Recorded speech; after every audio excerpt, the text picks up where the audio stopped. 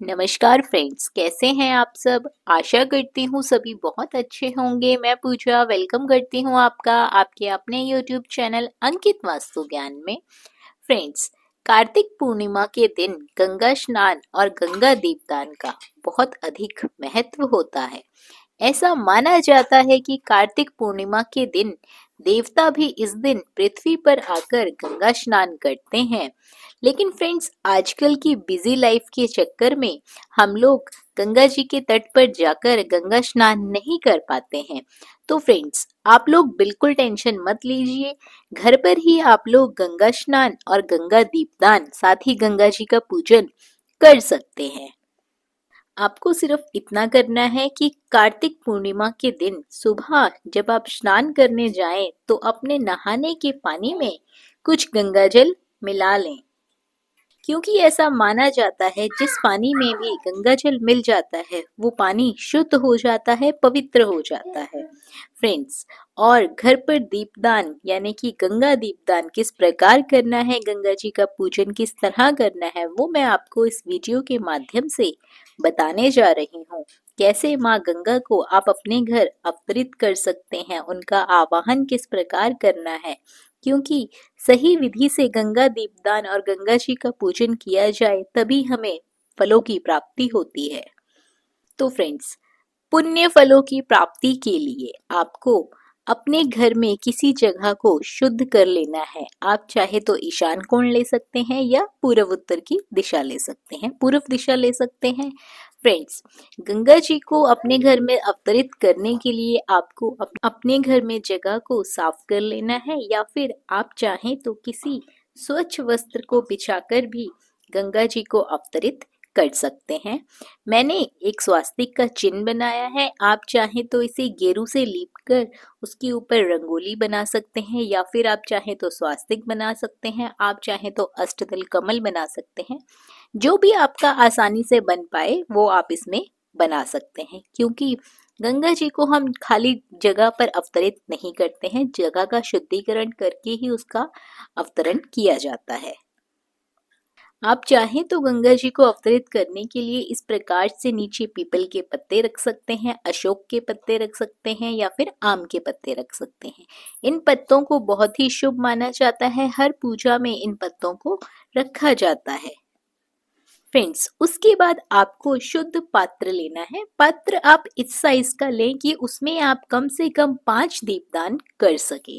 आप चाहे तो बड़ी परात ले लें, बड़ी थाली ले लें, या फिर आपके पास टब है तो आप टब भी ले सकते हैं। आपको खुला बर्तन लेना है, बर्तन शुद्ध हो इस बात का विशेष रूप से ध्यान रखें। पात्र को आप रोली, अष्टगंध और अक्षत से तिलक कर लें, उसका शुद्धिकरण कर लें, गंगा जल के उस पे छींटे लगा लें।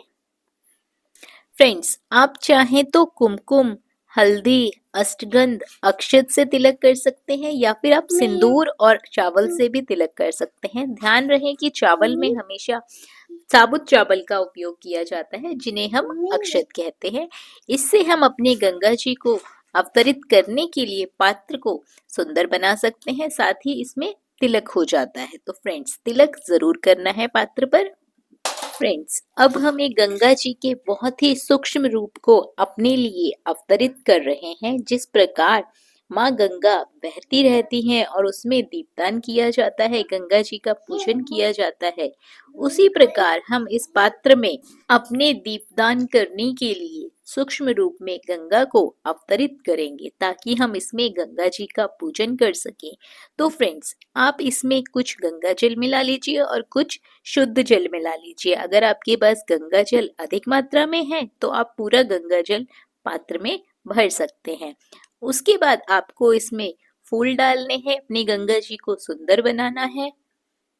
फ्रेंड्स, अब फूल डालने के बाद हमको 5 दीपक तैयार करने हैं। तो दूसरे बर्तन में आप 5 पान के पत्ते ले लीजिए, या फिर आप चाहें तो आम के पत्ते ले सकते हैं यदि आपका बर्तन बड़ा है।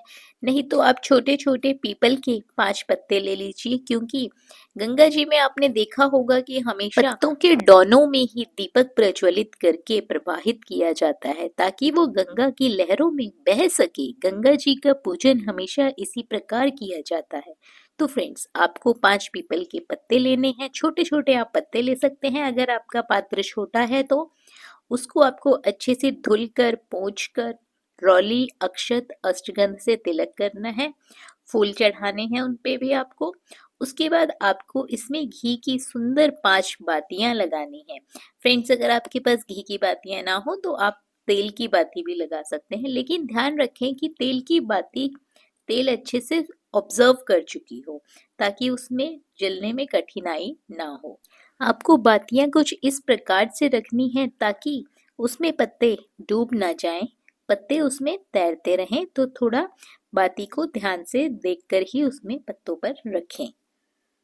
उसके बाद हमें दीपक प्रज्वलित करना है, यानी कि बातियां जलानी है और अपनी गंगा जी में हम इनको प्रवाहित कर देंगे। तो फ्रेंड्स, एक एक कर कर आपको सभी बातियां जलानी है और एक एक कर कर ही इन सभी बातियों को गंगा जी में प्रवाहित करना है, ताकि हम गंगा जी में दीपदान कर सके। फ्रेंड्स, जैसा कि मैंने पहले बताया, कार्तिक पूर्णिमा के दिन गंगा स्नान का बहुत महत्व माना जाता है। उसी प्रकार गंगा पूजन का, गंगा दीपदान का भी बहुत महत्व माना जाता है। ऐसे करने से मनुष्य को पुण्य फलों की प्राप्ति होती है, क्योंकि पूरे साल भर में हम गंगा जी में जाकर पूजन नहीं कर पाते हैं। तो इस प्रकार से आप अपने घर पे कार्तिक पूर्णिमा के दिन दीपदान कर सकते हैं। तो फ्रेंड्स, एक एक करके आपको गंगा जी में दीपदान करना है। साथ ही पानी की लहरों, जैसे गंगा जी में लहरें उठती हैं, उसी प्रकार इन लहरों में आपको दीपक को बहाना है, दीपक की लहरों को बहाना है। बहुत ही प्रेम पूर्वक, श्रद्धा भाव से, भक्ति भाव से दोनों हाथ जोड़ते हुए, माँ गंगा जी का ध्यान करते हुए इन दीपक को पानी में बहाएं। साथ ही उसके बाद हमें गंगा जी का पूजन करना है। आप इसमें भोग लगा सकते हैं। भोग में आपके पास मिश्री, गुड़, बताशे, मिठाई, जो आपके पास आसानी से उपलब्ध हो उस चीज का आप गंगा माता को भोग लगा सकते हैं। साथ ही आपको ऋतुफल माता को भोग लगाना है। भोग लगाने के बाद आपको गंगा मैया में दक्षिणा अर्पित करनी है। फ्रेंड्स, सिक्का आप जल में प्रवाहित कर सकते हैं और बाकी की दक्षिणा अपनी क्षमता अनुसार आप किसी को दान में दे सकते हैं। फ्रेंड्स, उसके बाद हमें गंगा जी में पुष्प अर्पित करने हैं और कुछ फूल अपने हाथों में इस प्रकार लेकर जल का पात्र अपने पास भरकर रख लें और कार्तिक पूर्णिमा की कथा सुने। कथा सुननी बहुत जरूरी होती है यदि आप गंगा स्नान कर रहे हैं, गंगा दीपदान कर रहे हैं। कथा क्या है, इसका लिंक वीडियो में आपको दे दिया गया है, डिस्क्रिप्शन बॉक्स में आप चेक कर सकते हैं कथा का लिंक। उसके बाद फ्रेंड्स, आपको अपने हाथों से इस प्रकार जल को बहाते हुए इन दीपकों को प्रवाहित करना है, जल की तरह इनको तैराना है।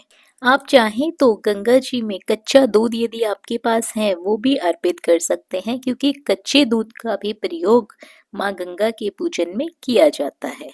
दोनों हाथ जोड़कर निम्र भाव से प्रेम पूर्वक माँ गंगा को प्रणाम करना है, उनसे आशीर्वाद लेना है और दीपदान का हमें पुण्य फल प्राप्त हो, ऐसी कामना माँ से करनी है। फ्रेंड्स, बाद में आप इस पानी को, जो गंगा जल हमने अवतरित किया है, जिसमें हमें गंगा जी का पूजन किया है, गमलों में डाल सकते हैं या फिर किसी शुद्ध जगह में ही इसको भूमि विसर्जन कर सकते हैं। और जो पुष्प हैं वो आप गमले में डाल दें या इसको भी भूमि विसर्जन कर दें। फ्रेंड्स, इन चीजों को पैरों पर ना लगने दें, क्योंकि इसमें हमने गंगा जी का पूजन किया है। प्रसाद आप अपने घर परिवार सहित सभी को बांट सकते हैं और स्वयं भी ग्रहण कर सकते हैं। फ्रेंड्स, ये थी जानकारी गंगा जी दीपदान की। गंगा जी दीपदान घर पर किस प्रकार किया जाता है और हमें पुण्य फलों की प्राप्ति कैसे हो सकती है। वीडियो अच्छी लगी हो, जानकारी पसंद आई हो तो वीडियो को लाइक और शेयर जरूर करें। बने रहिए आपके अपने YouTube चैनल अंकित वास्तु ज्ञान में। धन्यवाद।